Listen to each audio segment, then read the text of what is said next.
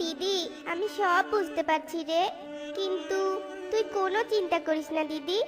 দেখবি ঈশ্বর একদিন আমাদের সব দুঃখ কেড়ে নিয়ে আমাদের সুখের পথ দেখাবে দিদি।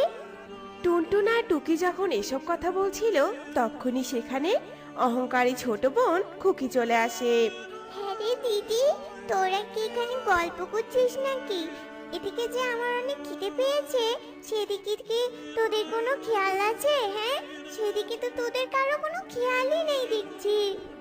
খুকি, বোন আমার, আমরা তো জানি রে যে তোর খিদে পেয়েছে, কিন্তু কি আর করবো বল, ঘরে যে একটু খাবার নেই রে বোন। কোনো খাবার নেই মানে? তাহলে এখন আমি কি খাবো বল তো? এদিকে খিদেটাও আমার বেড়ে যাচ্ছে। বোন, আপাতত একটু জল খেয়ে নে রে। আমরাও তো জল খেয়েছি, তারপর আমরা দেখি গিয়ে কোথাও একটু খাবার